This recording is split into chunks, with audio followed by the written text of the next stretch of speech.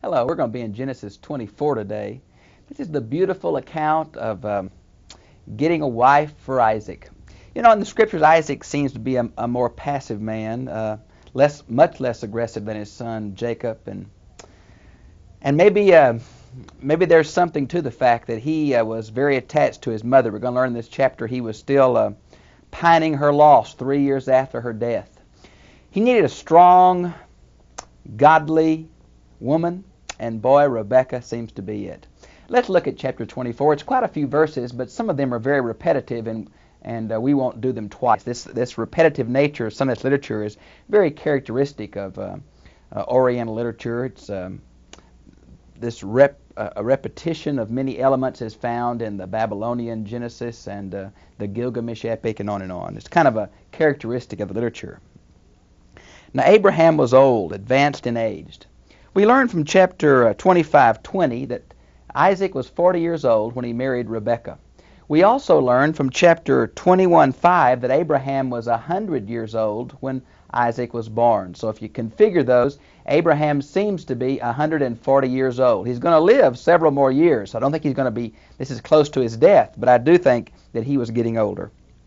And the Lord had blessed Abram in every way. If you look at verse 35, when the servant tries to describe all of the resources of his master Abram, he just goes on and on and on, and they always attribute it to God. Notice the covenant name for God. It's the word Lord in all caps, which speaks of Yahweh. And I agree with the rabbis when they say this is God connected with his mercy in the covenant, and Elohim is God connected with the power as creator. I think that fits well. I like that better in JEDP, source criticism. Now notice if you where it says that Abram said to his servant, the oldest of his household, who had charge of all that he owned. When it says the oldest here, now this term doesn't mean he was numerically older than all the rest. It simply is a word used over 100 times in the Bible for someone in a place of authority. Let me give you a few places where it's used like that. Genesis 50 verse 7 and Isaiah 3:2. So it's not so much the oldest, but the one in highest authority. This one was over all of Abraham's house. Not a slave, but a servant. Now notice where it mentions that most commentators think that this man is the Eliezer of Damascus mentioned in chapter 15:2.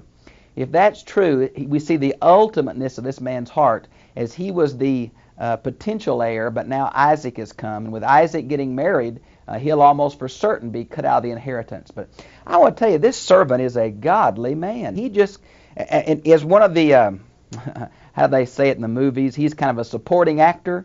He's the most attractive supporting actor anywhere in the Bible, except possibly for Barnabas, in my opinion. Now let's look again then.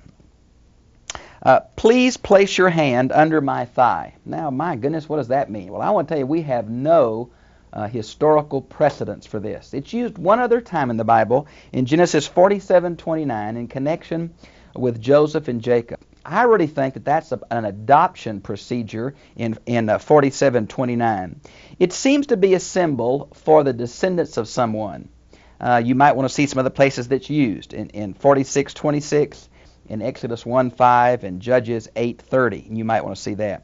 I do think, though, that it is a symbol of adoption in Genesis 48, and you might want to compare that, where he passed Ephraim Manasseh under his loins or through his legs, a symbol of adoption. This has something to do with that. Now, there have been a lot of theories about this because no one knows, and let me give you a few.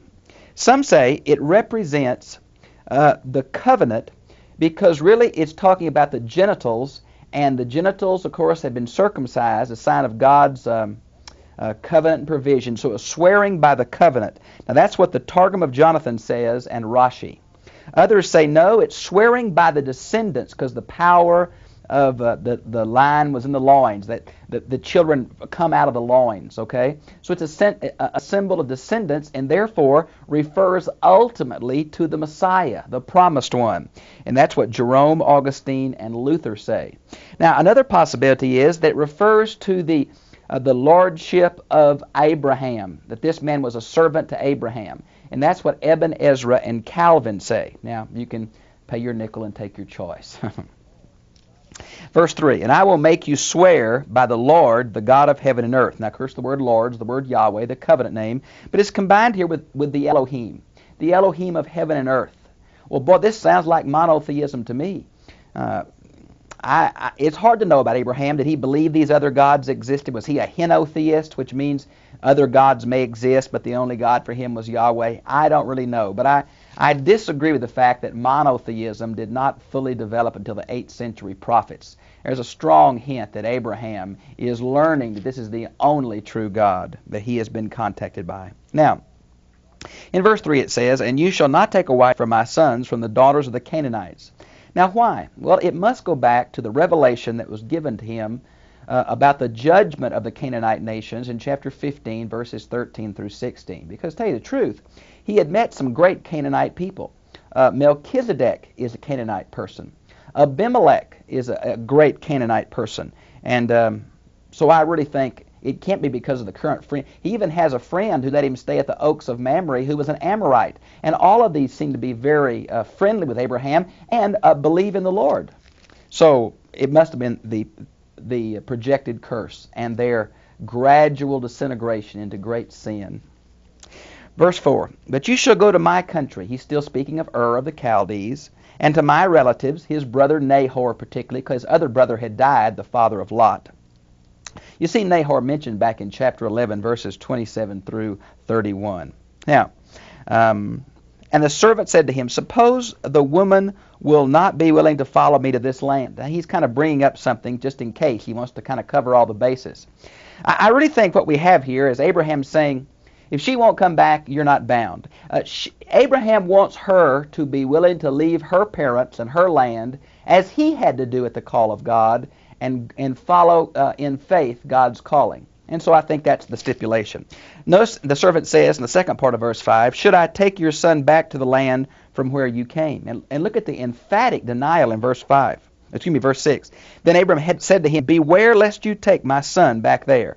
Now why? Well, some say he's worried about the polytheism that probably was still in Nahor's family. Others say no, because of verse 8, the promise is connected with the land of Canaan, not the land of Mesopotamia. And I think that's true, because the promise is repeated that I'll give you this land where you sojourn. It's in chapter 12, verse 7, chapter 13, verse 15, chapter 15, verse 18, and really several more times to the other patriarchs. Verse 7, "And Yahweh, the God of heaven, who took me from my father's house and from the land of my birth, and who spoke to me and who swore to me, saying, To your descendants I'll give this land." And there's all those references I just gave you. "He will send his angel before you, and you will take a wife for my son from there." Now you see, I think he believed God would work it out. Everything else God had promised him worked out. Isaac was born and on and on. I think he knew this woman was going to be connected with the promise of many descendants. She needed to be a godly woman. And so I think Abraham had great faith that God would work it out. I think it's important, this word, his angel. Now many times we've seen how the angel of the Lord comes into these passages. And it's obviously a personification of God. But it's mentioned here as simply the angel, or the representative that performs God's will. "But if a woman is not willing to follow you, then you will be free from this oath. Only do not take my son back there." Repeats it twice, boy. Don't take him back there. "So the servant placed his hand under the thigh of Abraham, his master, and swore to him concerning this matter." Okay, Abraham didn't want him just to say what you would. He wanted a man's oath. Okay? Now notice in verse 10, "The servant took 10 camels from the camels of his master." Now, there have been much historical haranguing over this, that camels weren't really domesticated until later, but that's just not true. We have found they weren't used in caravans until much later, but the truth is they were domesticated during the patriarchal period. So he's going to take 10 camels, a large number. I guess if you want a date for the large caravans of camels, be around 1200 BC. And he took these good things, going to be the diary and the things he's going to impress Rebekah with, of his master in his hand, and he arose and went to Mesopotamia, to the city of Nahor. Now, Mesopotamia, in my marginal note of our New American Standard Bible, it says, Amram of the two rivers. Now in the Bible, there's apparently several countries called Amram. This would be over toward the headwaters of the Tigris-Euphrates. Some say no, it's more up to the north of Haran. We're not sure exactly where this is, where Nahor settled. It took about a month to make this journey, but it's covered in one verse here. Bang, he's there. Let's see. And he made the camels kneel down outside the city by the well of water at evening time, when the time of women to go out to draw water. That was his purpose, to find the ladies. So he went to the place. He knew the ladies would congregate.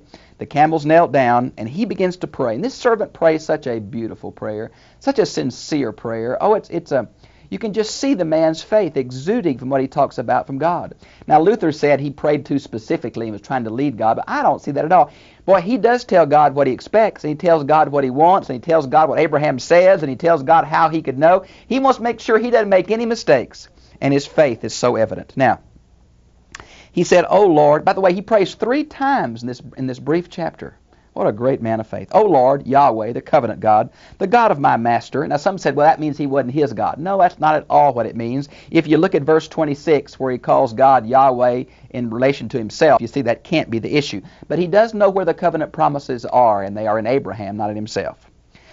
"Please grant me success today and show me hesed, loving kindness." Now I'm going to cover this very important word when I come to verse 27. So it's the word loving kindness or favor, and I'll cover it in depth when I get to verse 27.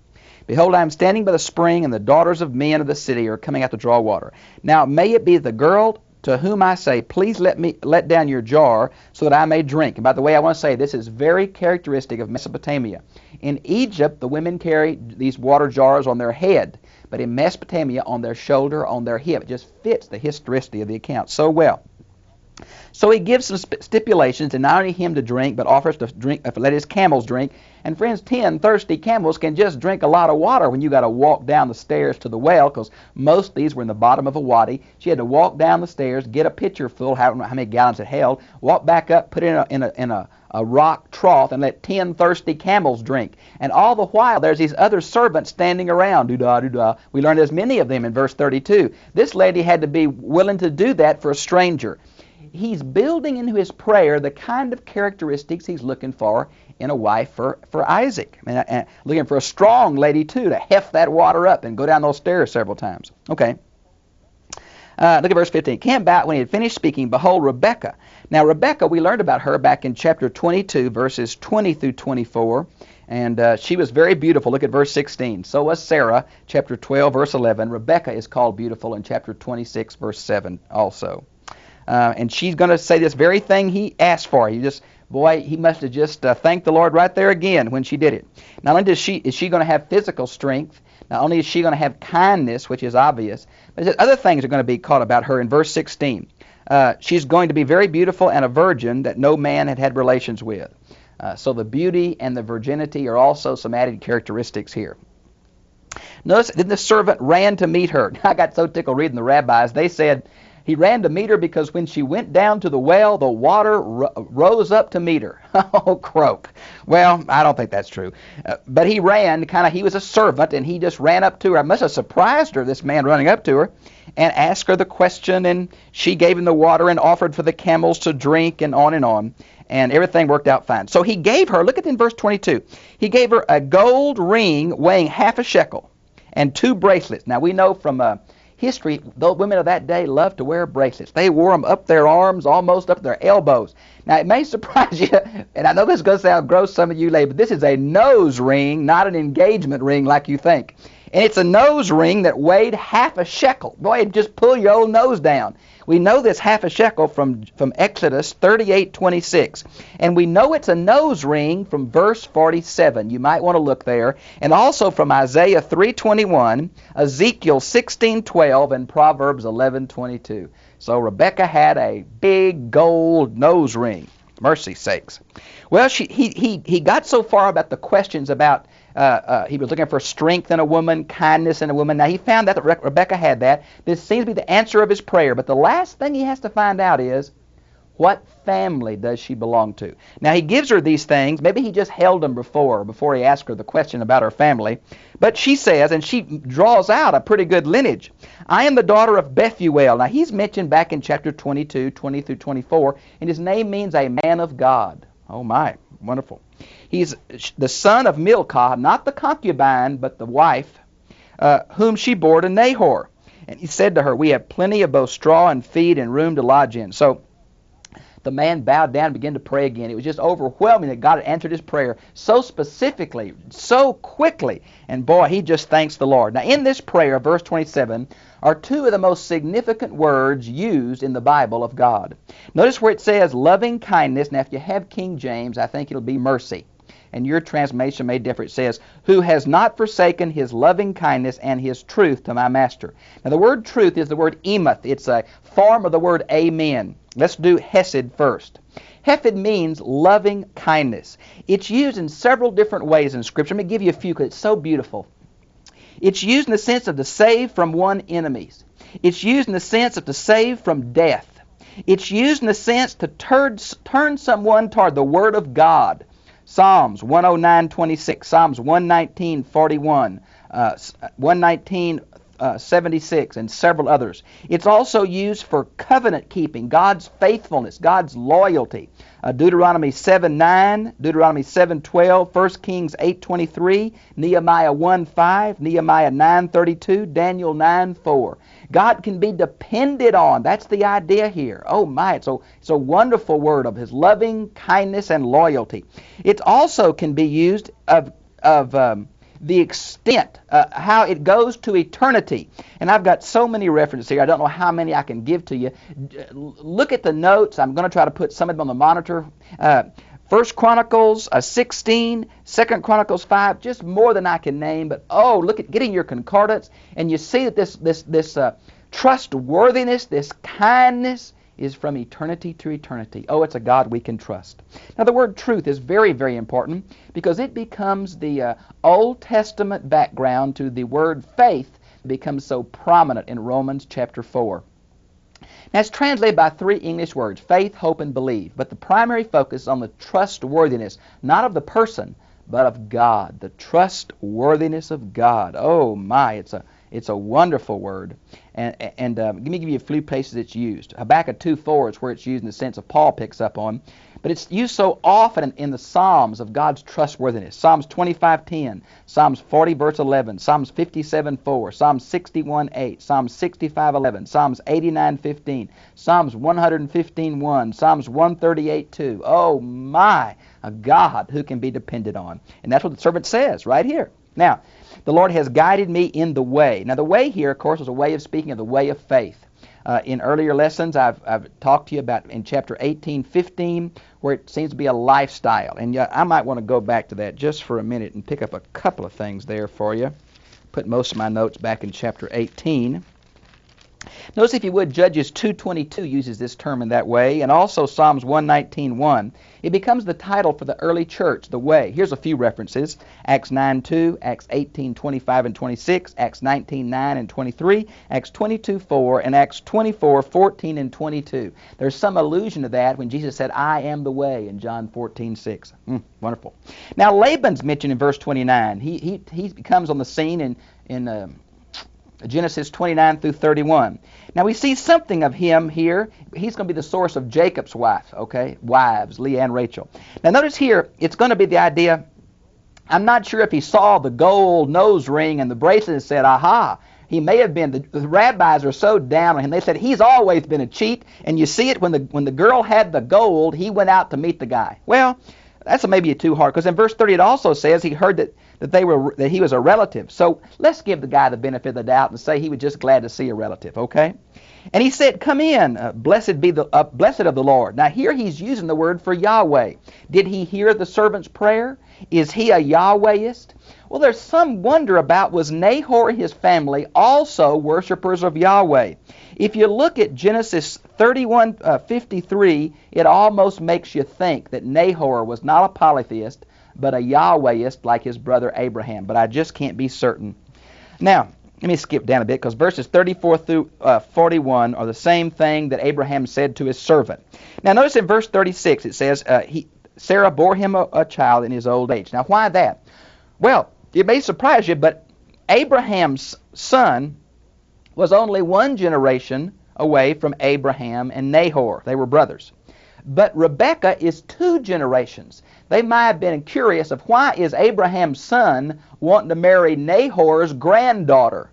And so the servant says Abraham was real old when he had this first child, and they're about the same age is what I think it's talking about. Now, if you look down at verse 41, the word oath appears twice. It's a different word than is used, the word swear, at the beginning of this chapter, but it does show that what Abraham said, I want you to swear, and if the servant didn't fulfill, there was a curse involved, and that this word can mean curse or blessing. Okay, curse or oath or swear, okay? Now in verses 42 through 48 is exactly the same things repeated in verse 11 through 27. This servant goes over completely everything that happened, both in his prayer and what Rebekah did and what Abraham said. Boy, he just lays it all out on the table. Okay? Now in verse 43, here's something I want to pick up if I could. The word maiden is used, the word alma that's used in Isaiah 7:14, which is usually translated virgin. Now the word virgin is used over here in verse 16. The Septuagint only uses the word virgin for alma in two places, Isaiah 7:14 and right here in verse 43. I think that's interesting. Okay, let's see. We got the nose ring in verse 47. In verse 48, we have the Lord who guided me in the right way, and that's a form of this word amen, or emoth, meaning true, the true way. Now in verse 50, it has Laban before Bethuel. Well, some say Bethuel was dead or sick, but from the Newsy tablets, we have learned that sometimes the brother was in charge of the sister's wedding, and that seems to be true here. Now, some translations really foul up verse 50 when they say, so we cannot speak to you bad or good. Look at King James. Even New American Standard's not very well. This is a Hebrew idiom that seems to mean this. Since the Yahweh has spoken, what can we say? Now, that seems to be the thrust of it. Because look at verse 51. It says, as the Lord has spoken. So it's not contradictory. It's complementary in the sense of the Hebrew idiom. Notice that this is the third time in verse 52 this boy is going to kneel down and pray. This boy is a worshiper. Worship three in public. Whenever he wants to thank the Lord, he does it. What a great soul, don't you think? Now notice that he brought out these articles of silver. Now the word articles means finished things in Hebrew, so it'd be garments and jewelry and maybe some kind of furniture, but all kinds of things. He gave them to Rebekah first. Boy, her eyes lit up, don't you know? Woo-hoo, I bet that was fun for her. And he also gave precious things to her brother and mother, which fits the Newsy tablets quite well. This is kind of in the sense of a diary. We see that some in Genesis 29:18 where Jacob had to work for Rachel and Leah. It's not that they purchased their wives, but it was the sense of a diary, okay? Showing their value, I think. Now notice the servant says, send me away. That's kind of cultural. He had to let them send him before he could leave. Now look at verse 55. It says, but a few days. They want her girl to stay 10 days at home. Now the Samaritan Pentateuch says stay a month. But boy, the servant says, no, I need to get back. And they're going to ask the girl. That in verse 50, they're going to ask Rebekah, what do you want to do? She says, I'm ready to go. Now this also seems to fit directly into the culture of the day where the girl needed to be asked about the marriage. And this seems to just fit the Newsy tablets. Well, her mother and brother just really, by the way, they send a maid with her in verse 59. From verse 35:8, we learned her name is Deborah. And from the Hebrew word, it may mean that she's the one that suckled Rebekah. And she lived a long time, even down to Jacob's day. Now look at verse 60. Here is a kind of a prophecy or prayer on her behalf, and it's so similar to what God has said in Genesis 22:17. They're going to have a lot of descendants, and the second part is they're going to have military victory over their enemies. Then Rebekah rose with her maids, plural, more than just Deborah, and they mounted the camels. Maybe that's why he brought 10 of them, for Rebekah and the maids to ride back in. So the servant took Rebekah and departed. Now Isaac had come from going in, and this word refers to a well. It's the well we saw in chapter 16:14 where Hagar was so thankful God had heard her prayer and answered and brought her some water. It's the well of the living one who sees me. Well, there's where Isaac was. Maybe it had sacred connotations because the Lord appeared there. But maybe Abraham had moved. We don't know. But he was down in the Negev, the south country. Isaac went out to meditate. Now that's what the Septuagint and the Vulgate have. It's possible this word means to meditate because this is the only form of this word in the whole Hebrew Bible. But a similar word means to meditate in Psalms 105:2 and 119:15 and 23. But it's very close to a Hebrew word that means to walk around and kind of mumble to oneself in a depressed state. And some link this up to him being distressed over his mother's death in verse 67, and I think that may be true.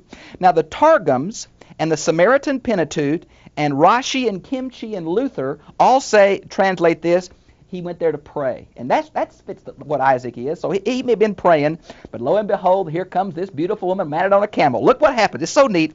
Rebecca saw this guy walking the field, and she says, hey, is that him? And the guy says, yeah, that's him.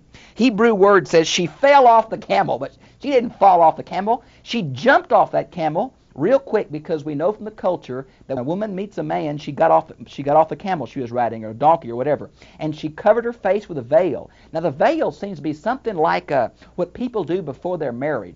The women covered their face, maybe the top of the head, before they got married. After that, they didn't wear it too much. There's not very much use of the veil in the Old Testament. The only kind we have is when Tamar dressed up like a prostitute to trick Judah into giving her a seed, because it was kind of like a Levirate marriage. And that's in chapter 38, verses 14 and 15.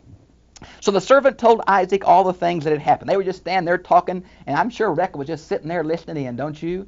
And when Isaac heard all this, he knew she was the one, boy.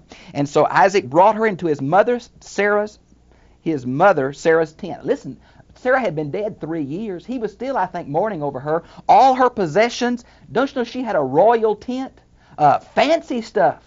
He brought Rebecca right in, let her take over control of that whole thing. The rabbis say the cloud used to hover over the tent to keep it shaded, and the flower always kept rejuvenating itself. When Sarah died, it quit, but when Rebecca came in, it started doing it again. Well, I don't know, but he brought her to his mother's tent. What an act of honor. And the marriage was very simple. He saw some people saw him bring him in. It says that he became his wife, and he loved her. And that's kind of the way it was then. In our day, you love her, you make her your wife. Then she becomes your wife because parents do it, and he loved her, and thus Isaac was comforted after his mother's death. Well, I've enjoyed being with you. Pretty good love story, huh? See you again, same time, same place, next week.